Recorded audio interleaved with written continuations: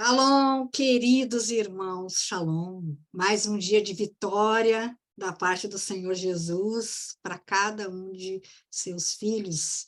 Amém? Eu sou a esposa do Rony, a filha do Senhor, mãe da Rafa, da Rafinha e do Gabi. Eu sou filha da Fátima, filha do Diolar. Eu tenho algumas irmãs, eu tenho meus sobrinhos, e eu faço parte do Tropa de Elite de Jesus. Amém, queridos? Eu sou muito grata ao Senhor por este tempo precioso que nós temos vivido. Acontecem lutas constantemente, sempre, mas quem nos dá força é o Eterno, é Ele que dá força para nós. Se nós formos parar em cada batalha que acontece, gente, a gente nem levanta da cama. Mas aquele que nos sustenta, ele não dorme, ele não pisca, e a gente pode ficar abatido, mas ele vem prontamente com o seu favor, trazendo uma palavra de consolo, trazendo uma instrução, uma estratégia. Este é o nosso Deus, é o nosso eterno. Quando nós sofremos algum embate na nossa caminhada, a gente tem que ser rápido, gente, rápido, olhar novamente para o Senhor. Quando a gente volta novamente os nossos olhos para o Senhor, Ele dá a estratégia e a gente consegue sair daquele lugar de prisão que a gente estava. Amém? E eu falo isso sobre todas as coisas que nos acontecem. Está com problema de saúde? Olha para o Senhor. Está com problema no casamento? Olha para o Senhor. Está com problema com o filho? Olha para o Senhor. Porque é Ele que vai nos ajudar. Amém? E é claro que ele usa um louvor, ele usa as escrituras, ele usa os nossos líderes, ele usa, gente. Mas a gente precisa olhar para o eterno. Amém? Glória a Deus. Queridos, como sempre, eu faço umas perguntas para nós pensarmos, refletirmos sobre como anda o nosso caminhar com o eterno. Amém? Não seria diferente num dia de ceia. Glória a Deus. Queridos, o que nós estamos buscando? O que nós estamos buscando? Você já parou para pensar qual tem sido a sua prioridade no dia a dia? O que você tem buscado com muita força, muita vontade, todos os dias? Quais as prioridades têm consumido os nossos meses? O que nos motiva a acordar todas as manhãs? Levantar da cama? O que tem sido? O que os outros percebem quando olham para nós? Que somos diferentes ou nós somos iguais a todos os demais à nossa volta? Então, abram comigo as escrituras em Mateus, capítulo 6. Mateus, capítulo 6, e o versículo é o 33. Ei, glória! Pai eterno, poderoso e santo, eu te louvo, Senhor, pela tua palavra, os textos das escrituras que são como luminosas no meio das trevas, nos ajudam constantemente a andarmos mais uma milha. No Evangelho de Jesus, segundo Mateus, no capítulo 6, versículo 33, diz o seguinte: mas busquem, em primeiro lugar, o reino de Deus e a sua justiça, e todas estas coisas lhe serão acrescentadas, ou todas as demais coisas lhe serão acrescentadas, ou busque em primeiro lugar Deus e sua justiça, e as demais coisas serão acrescentadas. Tem várias versões sobre este texto, mas uma coisa é única em todas as versões: buscar em primeiro lugar. Primeiro lugar, amados, antes de entrar no que o Senhor ministrou no meu coração, não significa colocar a minha vida em patamares. Primeiro eu busco do dia, né? Primeira parte do dia eu vou buscar o Senhor, depois eu vou fazer qualquer outra coisa que eu precise fazer. Não. Em todo o tempo da nossa vida, nós temos que buscar a Deus. Eu busco a Deus para ver como é que eu trato o meu marido. Eu busco a Deus para ver como eu tenho que ler as Escrituras. Eu busco a Deus para saber como eu tenho que trabalhar. Eu busco a Deus para saber como eu tenho que educar os meus filhos. Amém? É isso que está se referindo esse texto. E nós fazemos primeiro de tudo, porque em Deus, nós teremos as nossas respostas. Amém, queridos? Glória, Senhor. Meus irmãos, este texto é muito conhecido, não é? Até que não é crente conhece esse texto, não é verdade? Tem muita gente pregando isso aí na rua, quando a gente passa e tal. E ele realmente é muito conhecido. E por ser muito conhecido, às vezes, pode ser que ele se torne o quê? Trivial. Trivial. Que a gente falou no início, antes da gravação. E quando isso acontece, gente, aí que nós temos que começar a cuidar. Para ser evitado a trivialidade, cair neste limbo, cair nesse formato de apenas um texto, um jargão crentez, ou uma forma de comunicação apenas, nós precisamos constantemente voltar ao básico, voltar aos fundamentos. Gravem isso, voltar ao básico, voltar aos fundamentos, a famosa techuvá. Nós não estamos mais prestando atenção em coisas muito fundamentais. Eu vou abrir um parênteses aqui sobre os pilares do relacionamento com Deus. Nós temos 3 pilares de relacionamento com Deus. O primeiro pilar é a techuvá, é voltar ao princípio, voltar aos fundamentos, voltar à nossa origem. A nossa origem é Deus. Amém? Deus. Temos a tefilá, que é oração. Oração não é apenas Pai, em nome de Jesus, me dá isso, me dá aquilo outro. Não, gente, oração é uma vida falando coisas que se aproveitam e não coisas que não se aproveitam. Porque o que eu estou fazendo aqui é oração. Eu estou orando. Relacionamento com Deus é outra coisa. É quando você e ele estão sozinhos e você está conversando com seu pai, que te ouve. Amém?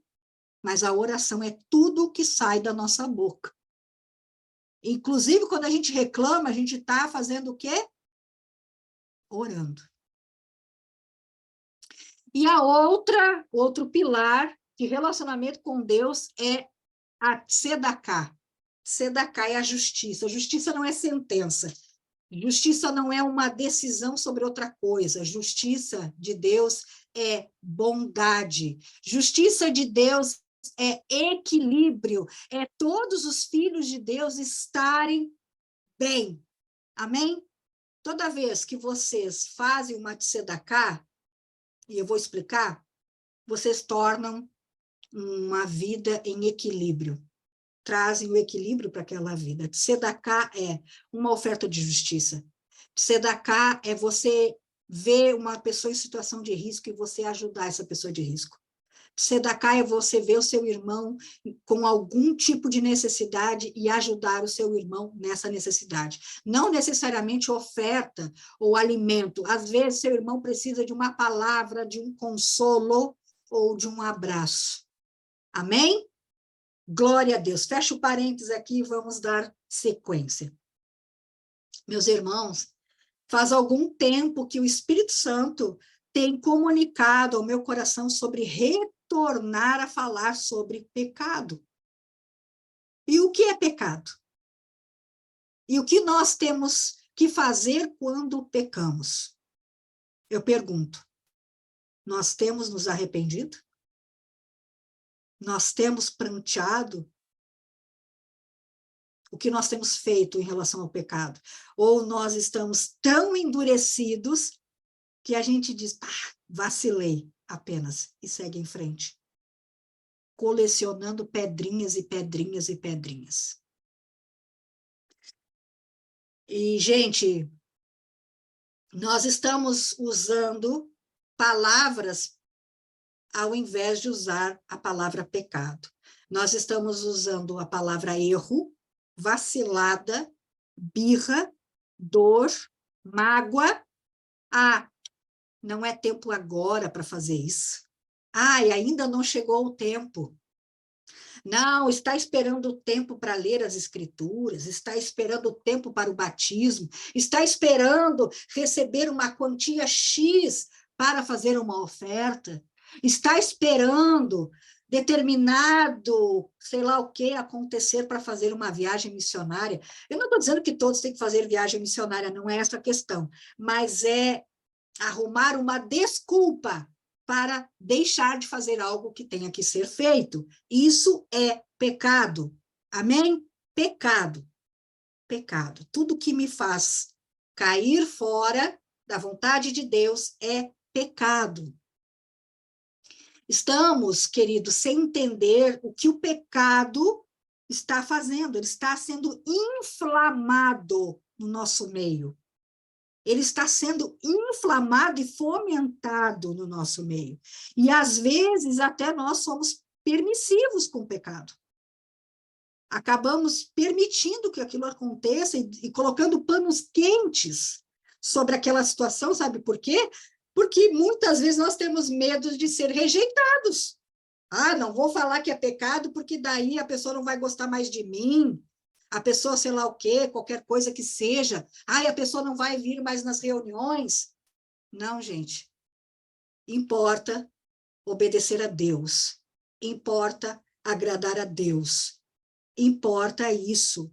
Jesus disse que por causa dele nós seríamos perseguidos. Por causa dele nós seríamos o quê? Rejeitados. Prestem atenção nas escrituras. Nós não podemos colocar panos quentes sobre o pecado.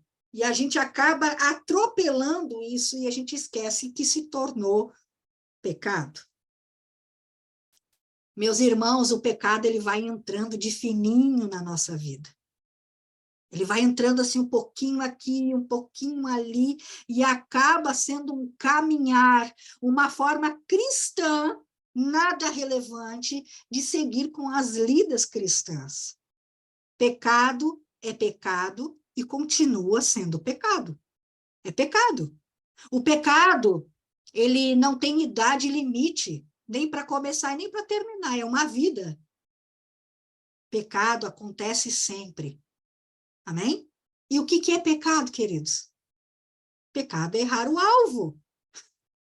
Nós temos um alvo. O que é o alvo? A vontade de Deus. E a gente erra aquele alvo, nós pecamos. O pecado pode ser algo que a gente nem imagina que seja. Vou dar um exemplo hipotético. Gente, lembrando que eu não falo sobre ninguém especificamente, até porque a gente já cresceu, né? A gente já subiu esse nível, aleluia, glória a Deus. Obrigada, Senhor, pela maturidade. Um exemplo hipotético. Minha mãe pediu para eu fazer determinada coisa e eu não estou com vontade de fazer. Aí eu digo assim para minha mãe, tá, mãe, eu vou ver isso aí, talvez eu faça amanhã. Eu pequei. Eu tenho que dizer assim, mãe, eu não estou muito com vontade de fazer isso. Entenderam? Ou, vou falar de mim agora, né? Usar o meu exemplo. Fiquei chateada com meu marido, mas eu queria assim, olha, esmagar ele todo, de chateada que eu fiquei brava com ele. Aí eu fiquei 2 dias só falando o necessário com ele. Sabe o que eu fiz? Pequei contra o meu marido. Eu pequei contra ele. Sabe por quê? Não interessa se ele estava com a razão ou eu estava com a razão. Quem quer ter razão, peca. O correto é eu imediatamente pedir perdão para ele, porque eu não quero ficar de mal com meu marido. Não quero pecar. Como é que eu posso ficar de mal com a minha mão? Ou de mal com a minha perna? Ele é a mesma carne que eu. Amém? Mas eu vou, em nome de Jesus, crescer nisso. Até quando o Senhor decidir me recolher, eu vou estar boa nisso, em nome de Jesus. Eu profetizo isso sobre a minha vida. Amém? Queridos, ofender a santidade de Deus, isso é pecado. Quando nós ofendemos a santidade de Deus. Eu ofendi a santidade de Deus ficando de mal com meu marido. Eu ofendi. Porque Deus não quer isso. Deus não fez a gente para ofensa. A ofensa é uma isca de Satanás e já foi ministrado sobre isso aqui. Eu caí na isca de Satanás. Eu pequei contra o Senhor. Eu pequei. E não basta eu pedir perdão para o Senhor. Eu tenho que pedir para o meu marido. Eu tenho que pedir perdão para ele. Você me perdoa? Amém? Porque senão, queridos, nós nos tornamos orgulhosos. E o Senhor resiste aos orgulhosos. Amém? Então, prosseguindo. Fazer algo que não se pode fazer. Fazer algo que nós não podemos fazer. E aí, o que que acontece? Nós acabamos por nos esconder de Deus. A gente se esconde de Deus. A gente até ora estranho quando a gente está numa situação de pecado. No início. A gente acaba se escondendo. Ah, Fabiana, mas nós estamos salvos já, né? Não somos mais separados de Deus. É claro que não, queridos. É claro, nós já somos salvos. Aquele que confessou o Senhor Jesus como seu Senhor e Salvador tem um selo sobre ele. Nós não nos pertencemos mais e deixamos de pertencer ao inimigo. Agora nós pertencemos a outro Senhor, que é Jesus Cristo. Nós saímos de um senhorio de trevas, de morte, um reino de morte, e passamos automaticamente para um reino de luz, para o senhorio do nosso amado. Amém? A salvação não se perde. Jesus não é igual a nós que fica de mal. Não, Jesus nunca fica de mal. Jesus não nos joga fora, como a gente joga fora amizades, como a gente acha que aquela pessoa é descartável. Jesus não é assim. Jesus é muito melhor que nós mesmos. Glória a Deus. Glória a Deus. Mas por que que a gente se esconde? A gente se esconde, mas como é que eu sei disso? Lembram de Adão e Eva? Adão e Eva, quando caíram, o que que aconteceu? Eles se esconderam de Deus.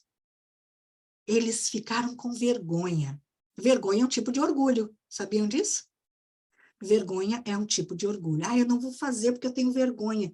Porque você acha que você não vai ser aceito, porque acha que a sua performance não é excelente. Você quer agradar com a sua capacidade.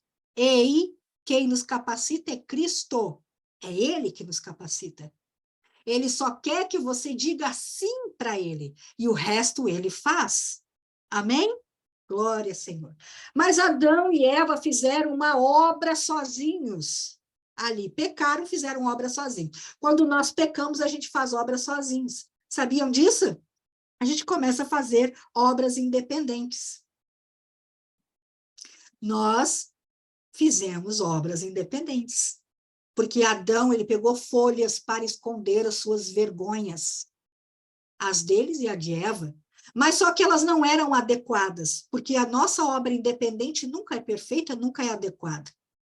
Amém? Deus teve que intervir. Deus teve que intervir, mesmo eles sendo caídos, pecadores.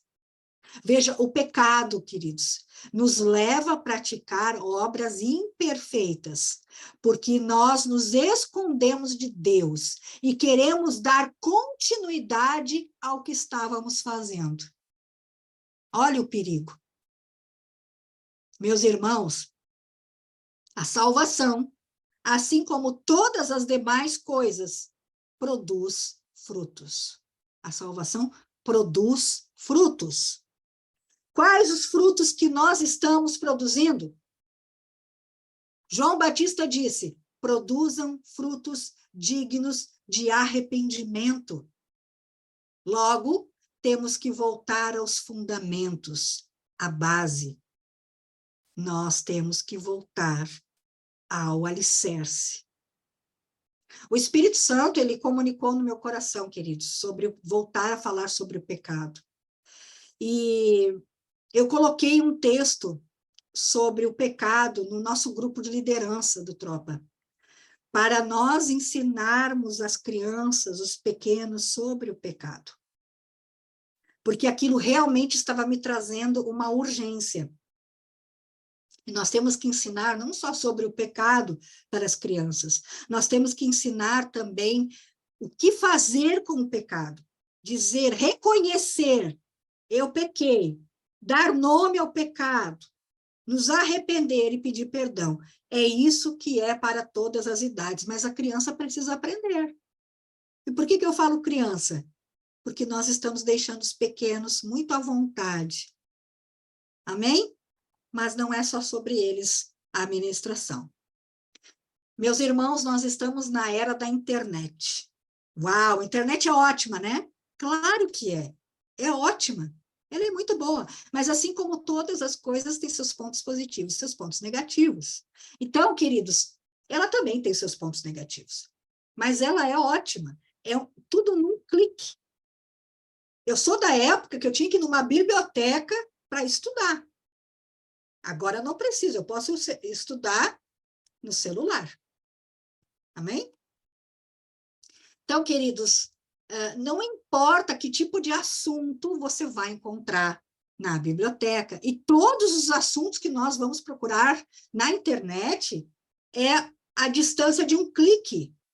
Basta dar um Google sobre determinado assunto e nós temos um cardápio à nossa disposição. E a gente pode escolher qual cardápio que a gente quer se valer. Sobre a criança, por exemplo, educação liberal, uma educação com respeito, uma educação de liberdade aos pequenos, ou até uma educação moderada de pequenos, das crianças, ensinando certo e errado, mostrando sobre as consequências das atitudes positivas e negativas, porque todas as nossas atitudes têm consequências, positivas ou negativas. Ou também há um cardápio de educação rígida e sem nenhuma voz infantil. Meus irmãos, tudo na internet está no formato como a nossa alma deseja. Se eu desejo educar os meus filhos de uma forma rígida, vai ter vários profissionais dando um supedâneo para aquilo ali. Se eu quero uma educação liberal, com respeito, meu filho pode tudo, tem vários profissionais também concordando com esse tipo de educação. Então, conforme a minha alma, eu terei um vasto documento que me dá um suporte para prosseguir naquilo que eu quero. Basta clicar e nós teremos dúzias de milhares de peritos para justificar a nossa decisão interna. Mas eu digo que a educação que os nossos filhos precisam está determinada nas Escrituras. Ensine às crianças o caminho que deve seguir, e quando crescer, não se desviará dele. É este o tipo de educação que o Filho de Deus tem que receber. Nós não precisamos inventar nada. Nós temos um manual muito completo para nos auxiliar sobre todos os assuntos. Quem aqui já leu Provérbios? Eu já li Provérbios. Provérbios fala sobre tudo, tudo. E eu não falo só sobre provérbios, mas todos os assuntos pertinentes ao ser humano e sua complexidade está nas Escrituras. Nós precisamos ter intimidade com o manual que o nosso Pai reservou para cada filho. Amém? Glória a Deus. Ai, Fabiana, então eu não posso ler na internet. Pode, meu irmão. Pode, minha irmã. É claro que sim. Ela foi inventada pela inteligência e sabedoria de Deus, assim como todas as coisas criadas, mas é importante que nós tenhamos um filtro, e esse filtro se chama a Bíblia. Amém? Glória a Deus. Meus irmãos, Jesus fez uma pergunta muito pertinente para Pedro. Lembra? Pedro, tu me amas? Ele respondeu, sim. Lá no Evangelho de Jesus, segundo João. A primeira ordem que Jesus dá para a resposta positiva de Pedro é o quê? Apacente o quê? Os meus cordeiros. Apacente os meus cordeiros. Cordeiros é o quê, queridos? São novos, crianças na fé. Apacente os meus cordeiros. A primeira ordem que o Senhor dá é essa. Tu me ama, Daia. Tu me ama, Angélica. Tu me ama, Suzana. Tu me ama, Sara. Tu me ama, Rony. Tu me ama, Irânia. Tu me ama, Larissa. Tu me ama, Ana. Tu me ama, Cris. Tu me ama, Fran, Marta, Eva, Keila, Fátima, Jaque, Luciene. Vocês me amam? Apacentem os meus cordeiros. Apacente as crianças. Apacente os novos na fé. Os adolescentes, os jovens. Não sou eu que estou falando. É Jesus que falou. É Ele que falou. Então, se vocês amam ao Senhor, apacentem os novos na fé. E nós, queridos, estamos num impasse.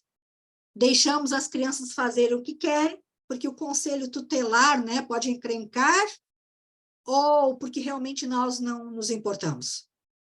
Ou educamos as crianças para o mundo. Gente, ei! Educamos as crianças no caminho que ela deve seguir. Conforme o quê? A vontade de Deus. É a vontade de Deus. Porque as crianças, meus irmãos, são heranças de quem? Do Senhor. E quem é o Senhor? As crianças são dele. Ele nos empresta para que a gente dê uma educação conforme a sua vontade, porque todos nós somos dele, porque Deus não é avô. Amém? Deus não é avô, Deus não é sogro, Deus é pai. Deus é pai. Amém? Nós temos que entender que nós prestamos contas do que fazemos com os nossos filhos, com os novos na fé. Nós prestamos contas de todos aqueles que o Senhor conectou conosco. Nós prestamos conta. E o que nós estamos fazendo com os novos na fé? Querido, quando eu falo sobre pequenas, sobre as crianças, eu também estou incluindo os novos na fé. Sobre aqueles que estão dando os primeiros passos na fé. Sobre aqueles que ainda não foram experimentados na fé. E isso não tem a ver com o tempo de caminhada, mas o quanto já foi experimentado na fé. Tem muitas pessoas que têm uma vida inteira que ama Jesus, mas não foi experimentado na fé. Então, ele é um pequeno na fé. E isso é vergonhoso? Não, não é. Mas o que eu estou fazendo perto de alguém que é novo na fé? O que eu estou fazendo? Eu estou apacentando o cordeiro? Queridos, mas o cerne também não é esse, né? Vamos ao que interessa. Quando nós deixamos de falar sobre o pecado, nós permitimos que as nossas paixões se coloquem à frente da nossa fé. E esse é o cerne da ministração. Quando nós paramos de entender sobre o pecado, de falar sobre o pecado, de nos arrepender, de que o pecado nos traga dor, o pecado tem que trazer dor. Arrependimento é dor, porque eu ofendi a santidade do meu pai. Quando isso deixa de existir na minha vida, eu coloco o quê? As minhas paixões na frente da fé. É isso. Uma criança, ela vai sempre querer fazer o que lhe agrada, gente. Você oferece uma barra de chocolate ou uma alface para uma criança, o que ela vai decidir? O alface? Será? Então, ela coloca o quê? A paixão à frente. Amém? Quando eu deixo de falar sobre pecado, eu faço o mesmo. Eu prefiro chocolate do que alface. É um exemplo hipotético, amém? Para a gente entender o que é colocar a paixão à frente. E isso, queridos, vai retirando a nossa força de prosseguir no caminho correto. Toda vez que eu coloco a paixão à frente da minha fé, isso me tira a força para perseverar, para prosseguir, para dar continuidade a algo excelente e esmerado. Quando nós comemos menos de Cristo e comemos mais de outras coisas, o pecado vem como uma avalanche na nossa vida. E um abismo chama outro abismo. É assim que acontece. Vocês lembram de Davi, né? Nós lemos o Salmo 51 de Davi. E exatamente sobre aquele salmo que eu quero discorrer agora. Sabem, Davi, um homem segundo o coração de Deus, ele pecou. Claro, pecou pouco? Não, ele pecou e muito. Muito ele pecou. Mas ele era rápido no arrependimento. Mas teve uma vez, queridos, que não foi assim. Não foi assim. Ele demorou um pouquinho. Assim como eu demorei e pedi perdão para o meu marido, Davi também demorou para se arrepender. Na primavera, queridos, quando os reis saíam para a guerra, Davi não foi. E ele pecou. Ali ele começou a pecar. Ele espiou uma mulher que não era dele. Ele pecou novamente. Um abismo chama outro abismo. Mandou chamar aquela mulher que não era dele. E sabe o que ele fez? Ele se deitou com ela. E sabe o que aconteceu? Não foi ele apenas que pecou, mas ele trouxe outra pessoa para o pecado. Outra pessoa para a mancha do pecado. E aí o que ele fez em desespero? Porque ela ficou grávida. Mandou chamar o marido da guerra. Venha, Urias, da onde você está, porque ele contaminou aquela família com o pecado. Ele manchou aquela família com aquele pecado das suas paixões, porque ele colocou a paixão dele sobre a fé. Meu Deus, misericórdia. Sabe o que Davi fez? Ele deu um presente para Urias. Ele entregou um presente para ele. E diga assim, ó. E disse assim, vai lá, se deite, descanse, vai lá, com a sua esposa. Ele tentou o quê? Corromper o caráter de Urias. Pecado de novo. É um pecado em cima de outro. É mancha em cima de mancha, podridão em cima de podridão. E isso foi para os ossos. Os ossos. Ele foi fingido. É pecado, pecado.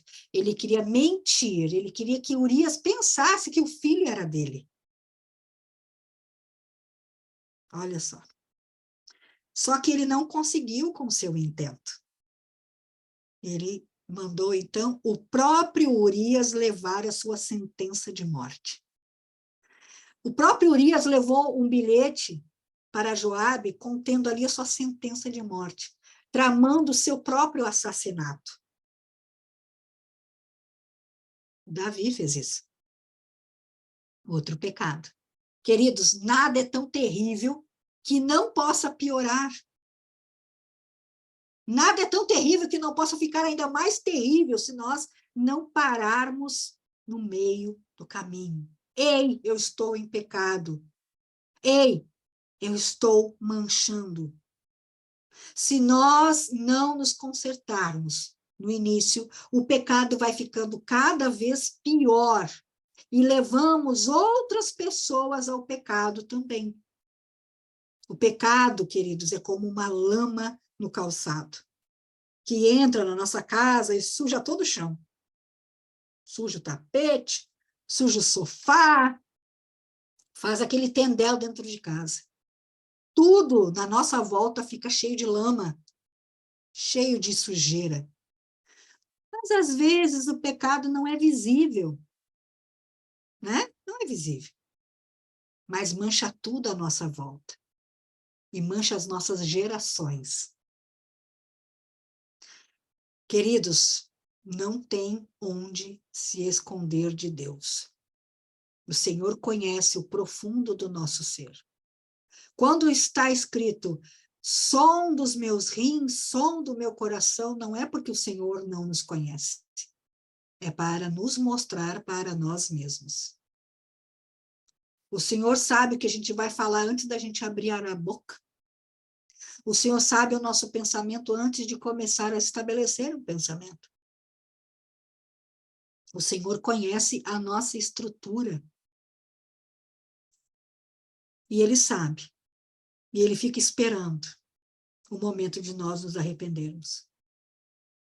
E o que o pecado rouba, queridos? Ele rouba o desejo de prosseguir no caminho. Sempre haverão dias difíceis, coisas difíceis de se aceitar, ou até coisas difíceis da gente entender. Ah, eu não entendo isso. E a nossa limitação, a nossa humanidade vai nos dar X resultado, que para nós é inevitável. Mas sempre haverá a opção de escolher a fé. Sempre haverá a opção de escolher o Senhor. Sempre. Escolher a fé no lugar da dúvida e da incerteza. Eu escolho a fé, Eterno. E eu profetizo sobre essa sala, em nome de Jesus, que os meus irmãos escolhem a fé no lugar da dúvida e no lugar da incerteza. Aleluia! Glória, Senhor. Obrigada, Senhor. O caminho dos filhos de Deus, meus irmãos, está cheio de bênçãos. Está cheio de coisas maravilhosas. Mas esse caminho, às vezes, é difícil. Eu não vou mentir para vocês. É difícil. Ser discípulo de Jesus exige trabalho e sacrifício. Não acreditem na mentira que eu, até um pouco tempo atrás, acreditava, que não pode gerar peso ou desconforto. Isso é uma mentira. Tem 2 textos que podem nos ajudar sobre isso, que é Mateus 11:12, que eu amo, e 16:24. São totalmente contrário a este ensino pagão. Isso é um ensino pagão que deixaram entrar na igreja. O próprio Senhor Jesus disse, aquele que crê em mim, pegue a sua cruz e siga-me. Cruz fala do quê? De sacrifício. Cada um tem um sacrifício para fazer, gente. Ser adulto, e eu não falo só em idade, mas eu falo também em estatura em Deus. O ser maduro significa conciliar responsabilidade e entender que as nossas decisões podem mudar drasticamente o nosso futuro. O que a gente decidir hoje muda drasticamente o meu amanhã. E não só o meu, mas a das minhas gerações. Deus pode consertar? Sim, mas o estrago já foi feito. E todo estrago, todo pecado tem consequência, gente. Inclusive, pode ter nessa gama de responsabilidades e coisas, regras e mandamentos e mudanças. Na história, inclusive, pode haver mudanças. Nós estamos vivendo uma mudança na história, não estamos? Tudo é permitido. Ah, pode mudar de sexo agora, está tudo bem. Agora até o português estão inventando regra nova. A gramática agora tem uma extensão, né? Tipo o idioma de Mussum. Lembra do Mussum, dos Trapalhões? Pois é, ficou mais ou menos parecido. Não podemos nem falar, sob pena de ser tirado o vídeo do ar, né? Então, pode acontecer isso, gente. Mudança de história, mudança na gramática, mudança, a pessoa quer escolher o que ela quer ser. Às vezes tem pessoas que querem ser cachorro, sei lá.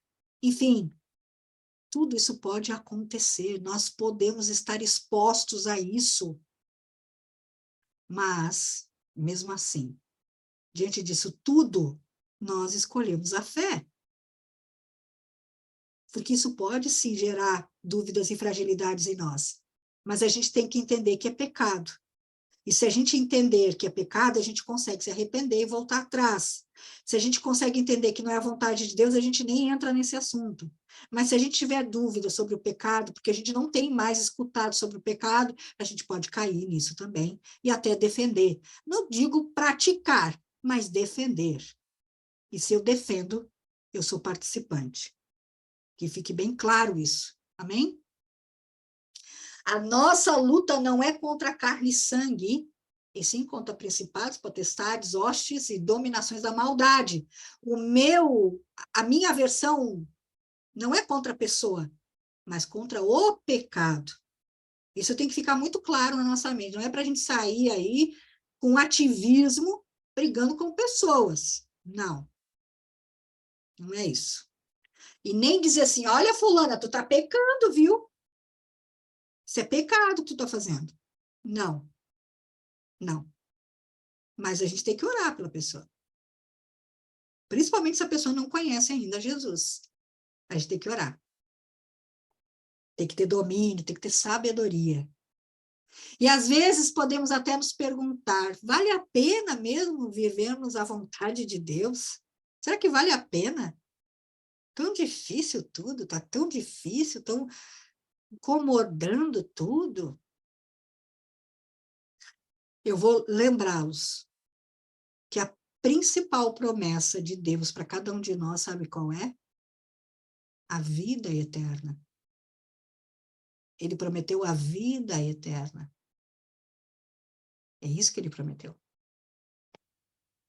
Talvez o pensamento de que é duro demais, ou fazemos tudo o que Deus quer, mas nada muda, eu oro, eu jejuo, nada está mudando. Pode nos empurrar para deixar de fazer as coisas de Deus, ou fazer apenas aquilo que é simples e prazeroso para mim, que não me custe tanto. É pecado também. Sinto muito te dizer, é pecado. Abacuque, capítulo 3, anotem, porque é um texto excelente. Abacuque, capítulo 3, versículos 17 e 18. Diz: ainda que a figueira não floresça, nem haja fruto na vide, ainda que falhe o produto da oliveira, e os campos não produzam mantimento, ainda que o rebanho seja exterminado da malhada, e nos currais não haja gado. Todavia eu me alegrarei no Senhor, exultarei no Deus da minha salvação. Mesmo que tudo dê errado, mesmo que as coisas nos sejam arrancadas, mesmo que não tenhamos alimento, todavia nós nos alegraremos no Senhor. A gente aprende muito com Abacuque. Amém? Nós temos que entender, meus irmãos, que este texto resume a nossa motivação. Esse comportamento nos estimula a seguirmos, a prosseguirmos, a irmos, invadirmos e não ter medo nem receio. É isso. Isso é saber o que foi feito por cada um de nós. E por que fazemos o que fazemos? Por que vivemos da forma que vivemos? Veja, queridos, todos à nossa volta fazem o que bem querem. Os famosos fazem o que bem querem, falam o que querem. A gente não precisa ir nem muito longe. Há cristãos também assim. Há cristãos que mentem, há cristãos que fofocam, que julgam, que insultam, que fornicam, que se masturbam, que assistem pornografia, que bebem, etc. Talvez, diante disso tudo, nós perguntamos o que adianta seguir com os mandamentos? O que adianta seguir fazendo a vontade de Deus? Por que caminhar 2 milhas? Por que entregar a túnica? Por que entregar a outra face? Por que perdoar 70 vezes 7? Por que fazer sexo apenas depois do casamento? Por que não ser vaidoso? Por que não ser orgulhoso? Afinal, foi assim que Deus me fez? Bem, Síndrome de Gabriela não existe mais no nosso meio, amém? Glória a Deus. Apenas nós mesmos podemos responder essas questões. Nós e o Senhor, buscar no Senhor. Quantas andam nosso amor por Cristo? Nós somos apaixonados por Jesus ou estamos morninho, a ponto dele vomitar. Jesus, ele explicou sobre si mesmo para seus discípulos, meus irmãos. Sobre si mesmo. Ele foi respondido que era muito duro o seu discurso, porque ele disse, aquele que não comer da minha carne, aquele que não beber do meu sangue, não faz parte comigo. Realmente é muito duro. Se nós nos colocarmos no lugar dos discípulos, a gente ia pensar assim, sim, vai querer canibalismo agora? E está no texto de João, que eu amo muito, João 6, isso. Então, toda vez que colocamos as dúvidas e as paixões na frente da nossa fé, nós pecamos e nos desmotivamos. Porque a porção de Cristo foi diminuída em nós. Mas, Fabiano, Jesus recebeu também o fortalecimento, né? De Moisés e de Elias, não foi? Sim, ele recebeu. É fato isso, está escrito. Mas não foi porque ele estava desmotivado, mas porque ele ficaria sem o Pai por um período. Jesus perguntou, vocês também querem se retirar? Mas Pedro o responde com outra pergunta. Para onde iremos? Se somente tu tens a palavra de vida eterna. Isso está lá em João 6, 67 e 68. Queridos, Jesus havia explicado que ele era o pão da vida. Ele era o pão da vida. E ele disse que se não comesse, ficaria de fora. E o seu sangue aponta para a nova e eterna aliança. E se nós não beber do sangue dele, nós ficamos fora. E o que ele quis dizer com isso? Ele quis dizer que qualquer outra coisa que nos alimentasse, que suprisse a nossa fome e a nossa sede, que não fosse ele, nós cairíamos. Nós perderíamos porções dele e isso nos deixaria vulneráveis. Então, cairíamos, perderíamos a motivação. Nós temos que voltar para o básico, voltar para os fundamentos. Nós temos. Nós podemos, queridos, ter uma vida de oração, de leitura das Escrituras, mas se não estamos comendo do Senhor, mas sim comendo de dúvidas e de paixões, o resultado ainda é pecado, falta de perseverança. Nós temos que refletir o que já conquistamos em Cristo e não desistir, não parar, reconhecer o pecado, nos arrepender, pedir perdão e prosseguir com Jesus. Um passo de cada vez. Um passo de cada vez. Olhando fixamente para o autor e o consumador da nossa fé. Olhar para ele, nos alimentar dele. Assim, encontramos a paz que excede a todo entendimento nele. E aí sim, concluímos a carreira que nos foi proposta. Devidamente alimentados, fortes em Cristo e com os nossos espíritos inabaláveis. Aleluia! Glória a Deus! Obrigada, Senhor, porque o Senhor é bom. O Senhor é bom. Vamos pegar o nosso pão e entendendo que nós precisamos nos alimentar dele. Nós precisamos comer dele. Nós precisamos fazer parte dele.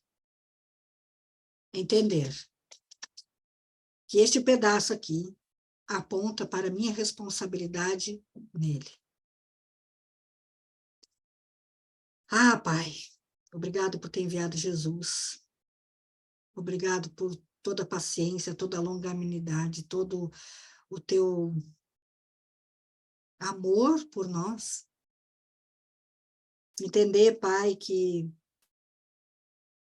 um sacrifício foi feito para que todos nós estivéssemos aqui hoje. E não foi um sacrifício qualquer. Jesus entregou todo o sangue dele.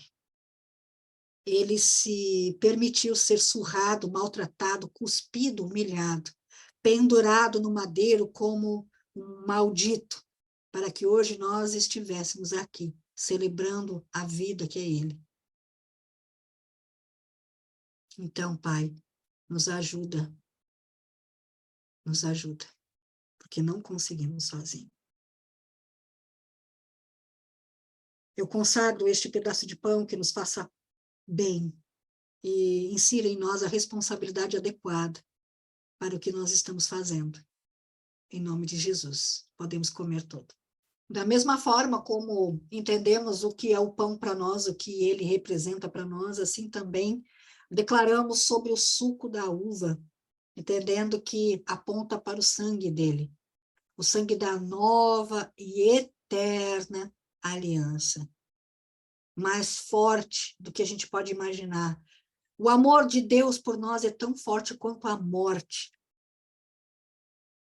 assim como está escrito em Cantares. E ele venceu a morte. Então, Cristo é mais forte do que a morte. E este sangue que nos lava, que nos limpa, que tira as manchas, que tira a mácula, que nos faz entender quem somos, mesmo que nós sejamos tão ínfimos, mas que fomos separados para viver algo extraordinário.